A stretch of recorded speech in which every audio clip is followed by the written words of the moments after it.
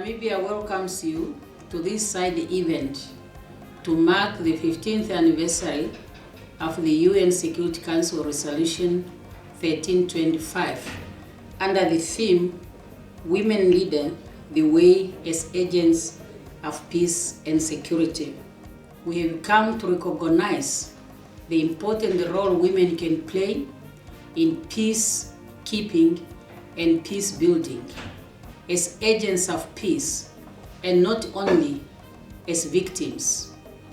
This resolution has highlighted to the world the important role that women can play in peacekeeping. We are happy that some progress has been made in many parts of the world when they have embraced the main elements of Resolution 1325. Today we have witnessed many women who are participating in peacekeeping operations. Of course, still much needs to be done, both at national and international level. For example, the UN Departments on Peace has to make sure that whenever peacemaking, peace building is being discussed, women must be part of the team as mediators and also to be appointed as envoys, as that is the only way we'll bring to the effect the requirements of Resolution 1325.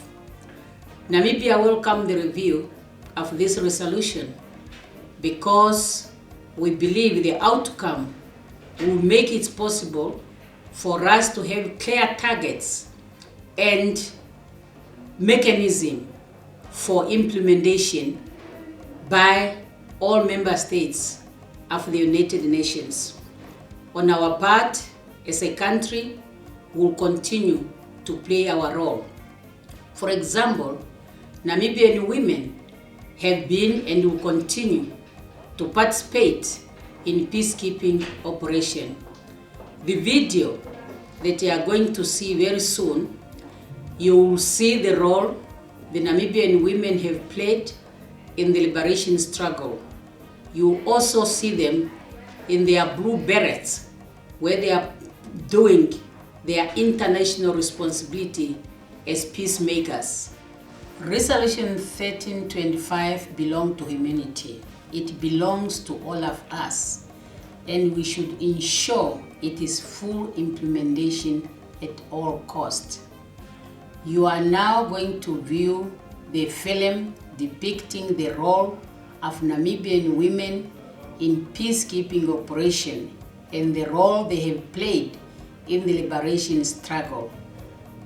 Welcome and enjoy your viewing. The Charter of the United Nations was signed in San Francisco on the 26th June 1945, and this is the foundation document for all the United Nations work. The United Nations was established to save succeeding generations from the scourge of war, and one of its purposes is to maintain international peace and security. The primary mission of the Namibian Defense Force, as enshrined in the Constitution of the Republic of Namibia, Chapter 15, Article 115, is to defend the sovereignty, territorial integrity, and national interest of Namibia and to guard against external aggression. Its secondary roles include assisting civil power and local authority in domestic support operations when required, as well as to undertake SADC, AU, and UN peace support missions. Namibian Defense Force has been developed into a full-fledged force with its three arms of services: the Namibian Army, the Namibian Air Force, and the Namibian Navy. The Namibian Defense Force has played an important role in maintaining internal security and have also participated both in regional peacekeeping operation under the auspice of United Nations, African Union, and Southern Africa Development Community. A number of development related to defense and security, which required the Namibian Defense Force involvement, took place since independence. The Namibian Defense Force had embarked upon its international obligation of contribution to world peace and security 3 years after independence, and so far had successfully participated in 13 United Nations peace support operations. It is therefore commendable that, in adherence to the provisions of the United Nations Security Council Resolution 1325, as well as the Windhoek Declaration and Plan of Action on Mainstreaming a Gender Perspective in Multidimensional Peace Support Operation, the Namibian Defense Force deployed women in UN peace support operations who formed part of troop contingents. Some served as staff officers and military observers, from the rank of captains to lieutenant colonels. To date, NDF women's participation in UN peace support operations heads to 35% of the NDF peacekeepers, 23% of military observers, and 33% of staff officers. Women in the Namibian Defense Force are also represented at all levels of decision-making and command levels.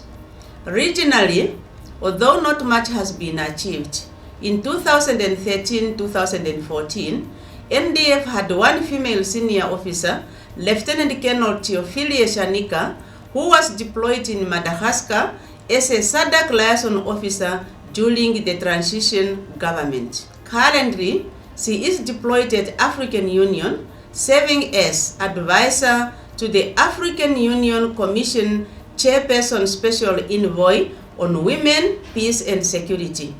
Her mandate, amongst others, is to advocate the plight of women and children in conflict zones, monitor their status, and support the Chairperson annual report on the situation of women, peace and security. In doing so, she visited various countries affected by conflict like South Sudan, Central African Republic, Somalia, and Nigeria, where she was part of the commission, and she intends to go to DRC and Egypt. Although this is a milestone achievement, in particular to the Namibian Defense Force, however, disparities on appointment in leadership positions as contingent commanders, as peace negotiators, as mediators, as special envoys is skewed and fell below desired aspiration. This is not because Namibian Defense Force women are incompetent, but due to the fact that the country has not been offered a position by the United Nations. The force has also deployed a number of female senior and junior officers as military staff officers and military observers in Cote d'Ivoire, Sudan, South Sudan, and Liberia. I'm the first female Namibian to be sent for African Union mission in Darfur, Sudan during 2006-2007. After completed the induction course in El Fasher, I was sent to Mirop Group site Greda, where I was a military observer. As a military observer and the only woman a military observer in Greda, I was responsible to advise the commander on women and children related issue, and I have also to do my duty as a military observer, whereby I join other colleagues when we are going to conduct peace building. Responsible to liaise with the civilian community and also with the military community, making sure that the cooperation and the interaction between the military community and the civilian environment is for the best so that both of us, military and the civilian community, can achieve the same goals for this mission. During my time as a CIMIC officer, I used also to attend the meetings between the UN agency and the military. I have also organized some activities like the World AIDS Day activities commemoration in Nyala. I have also trained the local women on how to take good care of their children, as during that time there was a problem with the under 5, the children. The mortality rate of under 5 was quite very high. So I used also to train women, the local women, on how to make oral rehydration, as we know that during conflict there is a lot of diseases. I want to share with you the issue of women, how I used to work with women and children, especially girls and boys. We also used to educate them on HIV and AIDS, train them on the basic factor on HIV and AIDS, and I used to encourage women to send their children to school, because education is a powerful tool. Women are caregivers. Women can motivate other officers. Women are good peacemakers, and there are very few, you will find few women in these specific missions. The challenge, again, this is also a challenge. Like when I was in Darfur as a female officer, men were not interested in the women-related activities. And I don't want to say that they are not really interested. They may not have that expertise in women-related activities. Therefore, we need to educate also more men, so that if they are there as military observers, they can offer also an expertise or skills to women. In the mission area, you may also find the language barrier, like in Darfur. As a military observer, you are speaking under the interpreter, and the interpreter may not give the message as you say it. Mission environment can also be a challenge for not only for women but for both officers. Therefore, we need to create a neighboring environment so that the military observers sent on this mission, they can perform their goals or their mandate of that specific mission, so that we can achieve collective the goal of that specific missions. I was the first female NDF military observer officer to be sent to the United Nations peacekeeping operation mission ONUB in Burundi from 6 July 2005 to 20 December 2006. ONUB is a multi-dimensional peacekeeping operation comprising of civilian and military components. The mission was headed by Madame Caroline McCaskey from Canada, the special representative of the Secretary General. The military components was headed by Force Commander Major General Derek Gwembi of South Africa. There were 193 military observers, of which 6 were females. Although females were few, significant to note is that they performed very well, which resulted in 2 of them, including myself, retained to join the DDR team to observe and monitor the peace process. Among my key roles, I first served as an admin officer in Team 19, Regional Headquarter 3 at Cibitoke. I was responsible for administer the team as prescribed in my duty sheet. I was appointed as an operation officer, Team 3. My role was to advise the team leader, planning and conducting patrol, monitor the peace process, and compile sit reps.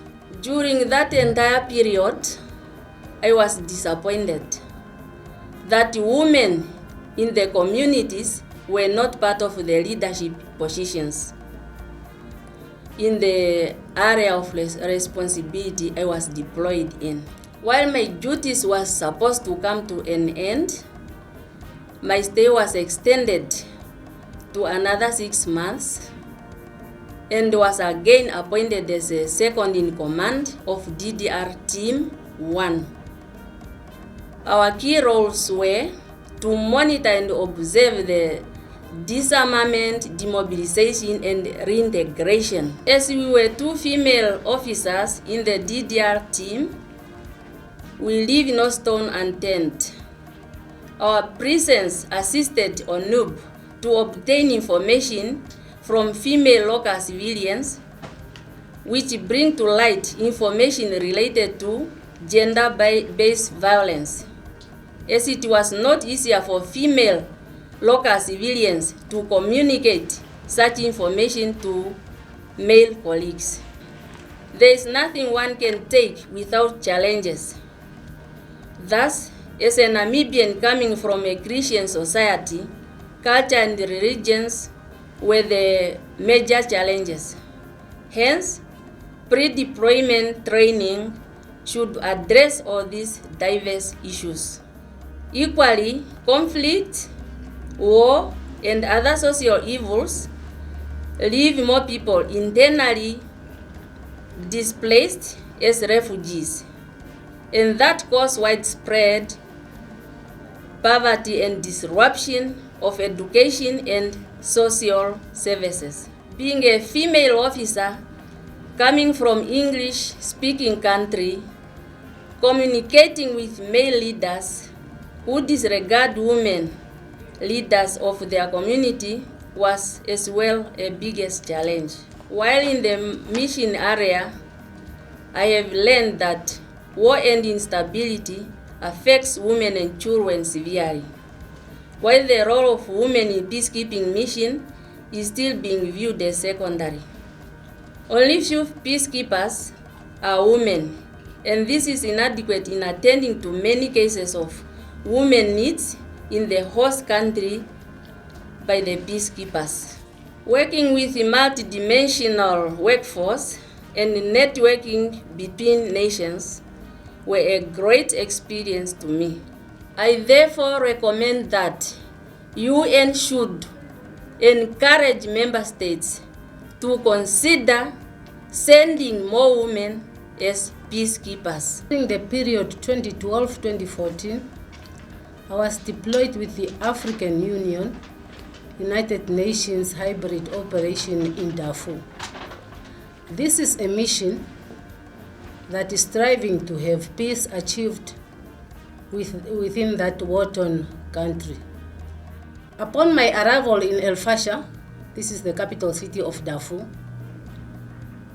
I went through the induction training, of which after the induction training, I went also through the deployment interview to determine my deployment. My first deployment was a team leader at a team site by the name of Melit. to lead other military observers. While there, I met other women, but at this time they were not the senior officers. I was the only senior officer in the mission area at that team site. However, all other women were police officers who were serving with the police commander. My overall duty was to carry out all the administrative activities of the team site, make sure that any patrol that is going out of the team has a military observer, and immediately after the patrol, I have to inform the headquarters on what happened during the patrol. I was having a dual function. A dual function in the sense that I have to report to the chief military observer, who was the deputy force commander, and at the same time I have to report to the sector commander from where I'm operating. So it was an experience. Other activities amongst all were to send a daily data tracking every day before 7:30 to the sector headquarters, a situation report on the situation on what is going on at the area of the responsibility, and immediately the patrol report after the patrol team is back from the field. While at the team site, the sector headquarters realized that the work I was doing was promising. That's why the sector commander decided to redeploy me back to lead other military observers from the member states who are joining the mission area, to lead them as their head. After my third month of being at the team site, I was called back to the sector headquarters to lead the military observers as a senior military observer, abbreviated as SUNAMO. I'm even happy to inform the world that I was the only and the first Namibian woman to get this post of a senior military observer. This post was first given to Namibia. A bit challenging in the sense that I have to lead people of different cultural backgrounds, religions, and all types of upbringings. So I tried by all means to tune myself to overcome this situation, and I really did it. Sometimes I might receive complaints or other difficulties that are being reported from the team sites. From there, I have to decide what to do. Sometimes I take a familiarization tour to the team sites to verify myself or with the first-hand information of what has been reported to me before I finally report it to the sector commander and the deputy force commander. The challenges I met while in the mission area are such as the stress under which we were working. The mission area itself is strenuous, given the situation and even the weather itself. During winter, it's too much cold, and during summer, it's too much hot. So with that, we strive to tune ourselves into the situation. The other challenge was on the part of the male officers, military observers. As we are all aware that in some cultures, male or female are not regarded or are not awaited to lead men. And this really put me in a big challenge up to a certain extent. However, with the background I have from the land of the brave, I tried to overcome the challenge. language barrier. The language barrier, you will find that within the mission area, you find people who do not have that knowledge of the official language.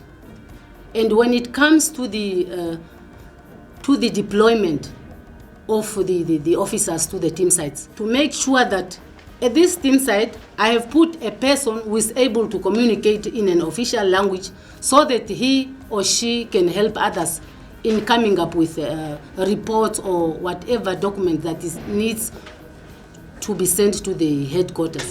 To respect diversity, number one, and to be professional in all the actions he or she is doing. And integrity, one has to be focused. Otherwise, without these three, you won't be able to overcome the situation. Having been in the mission area for quite long, I have learned a lot with regard to the intercultural communication, and I'm ready to be deployed in any multi-dimensional operation. I was one of the Namibian female who saved in Nunamid, Darfur, from 2011 to 2013.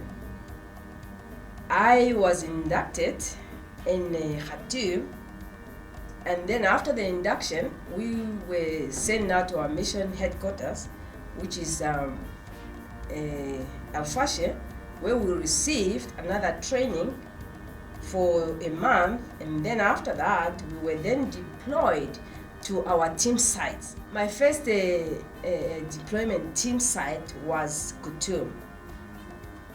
I served as an observer in Khartoum and as an administrator, and as well as in a CIMIC office.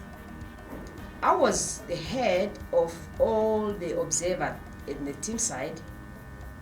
I took my role where I have to report to the headquarters in every aspect of the military. Normally, after you have served for some period of time at a certain team site, you will have to be rotated to another team site. So I was sent to another team site, which is called Shagil Tobaya, where I served again as a military observer.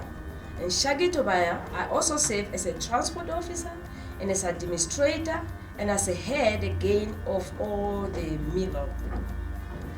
After serving at that team site, again I was sent again to another team site, which is called Tawila.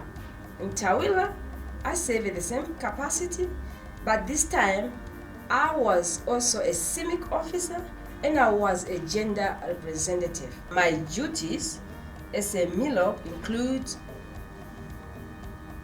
so many aspects. I have to represent the force headquarters at the team sites and report exactly what is happening. When going for mission outside of the base, you have to, as a MILO, you have to find out, you have to facilitate to get the relevant information needed by the UN. You have to negotiate before going. You have to have this information that will lead you to the point where you are assigned that particular day. My experience in the mission areas, I've learned that one has to be, first of all, you have to be disciplined. You have to be respectful to all players, being the warring parties, the civilians, and the government, and the military, every military. You have to be respectful of them. In Darfur, I was not only as a military observer, I also served as a staff officer at the force headquarters, as an administrative officer, as a database officer, as a welfare and protocol officer, and I also served in the UN Property Management Unit in Al Fasher. You also have to be very cautious with the situation. You don't take chances. you really have to have the necessary information before you go in the mission area to be successful. I was the first Namibian Defense Force member deployed in the UNAMID mission in Darfur. Upon my arrival in the mission area, I was inducted in Khartoum, and after that I proceeded to Darfur, where at the mission area UNAMID. Upon arrival in Darfur, I started with the induction on security issues in the country for 1 week. I was deployed to Sector North as a SO23 adjutant. My responsibility when I was deployed as a staff office personnel, Sector North, was to processing the check-in and check-out of all the personnel posted at the sector and preparing the monthly attendance record, leave plan for MILOB and staff officers, and for language assistance before forwarding it to the force headquarters. I also conduct the induction training for new staff office and MILOBs and contingents that are joining the sectors, and maintaining of effective filing system, software and manual. Challenges that I have experienced in the mission area, the firstly it was weather. When I arrived in Khartoum, it's like I was in, I don't know, the weather was too hot and I got confused, like, is it the plane was on fire or what was it? And another thing is that I was the first Namibian to go in that mission, and I did not find any Namibian on that mission, and I have to adapt to adapt with other peoples. Another one, it was the culture of the people of Sudan or Darfur, for that sake.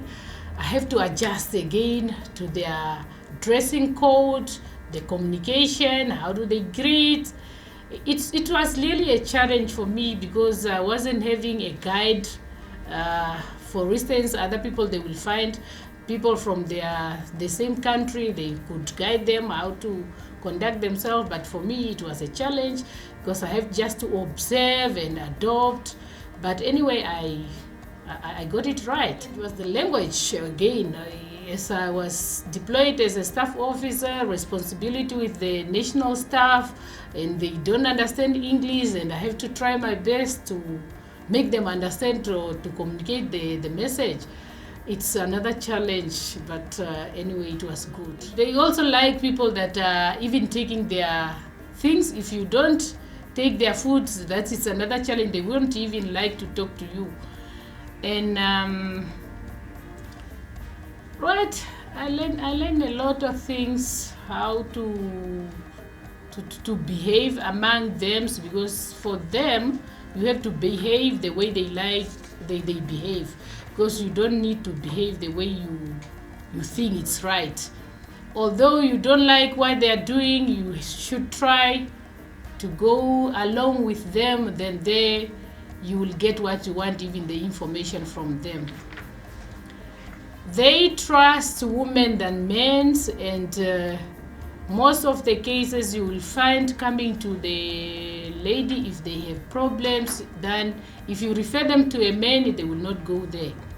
Another lesson that I learned from the Sudanese, they like people for you to be part and parcel of their family. When they have a function, you should also try to attend. When they have funerals or whatever, you should just go and be with them. Then from there, they will cooperate with you. Whatever you want from them, they will give to you.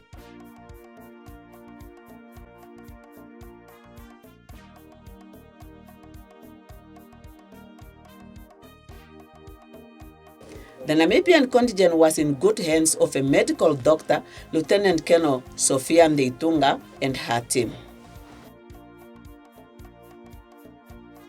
As a doctor in senior, can you perhaps describe for me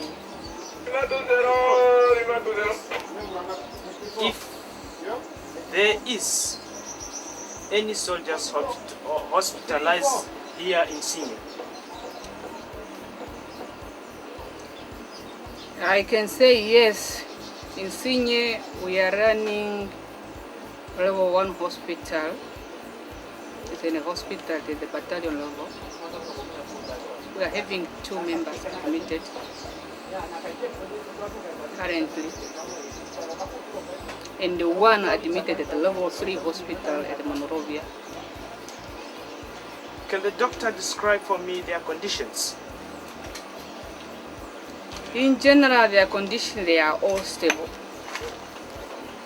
That means they are responding to their treatment prescribed.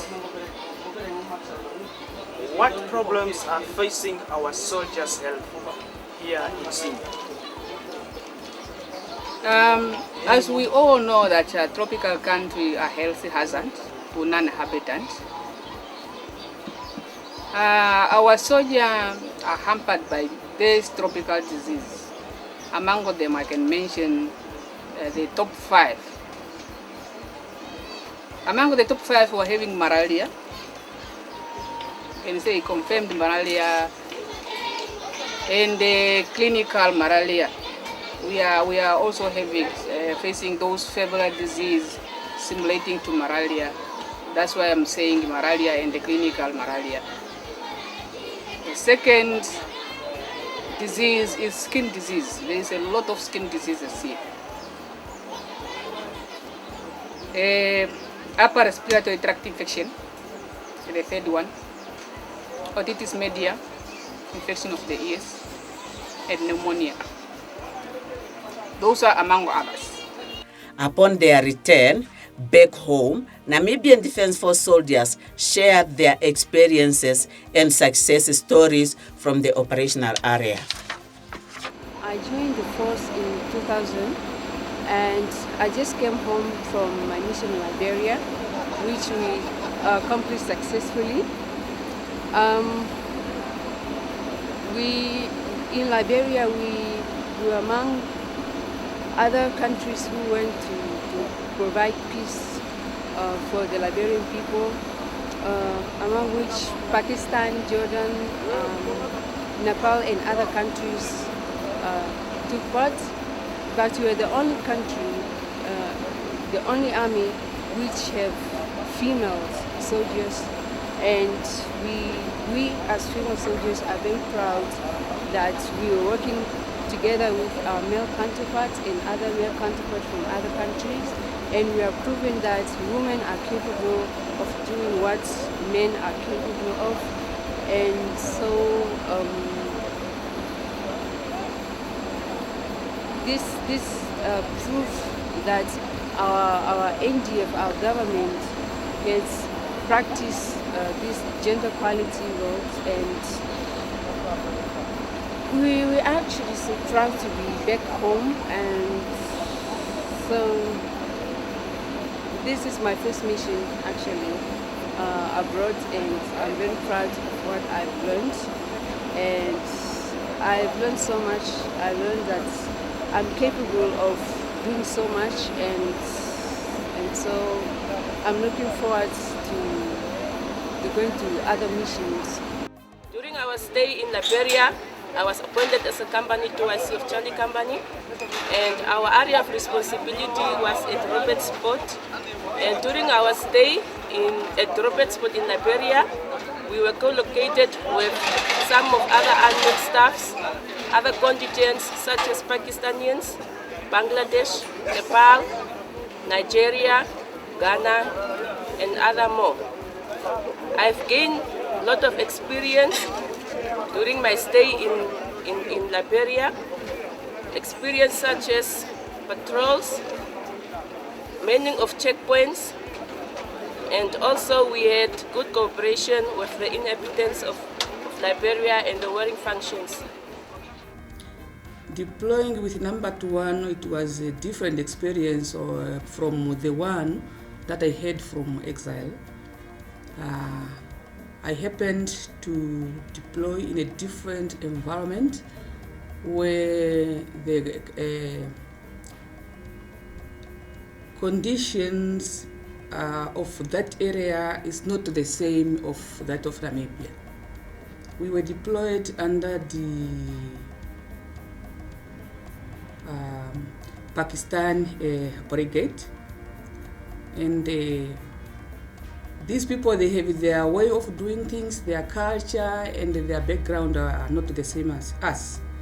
But anyway, as times goes, we happen to understand each other.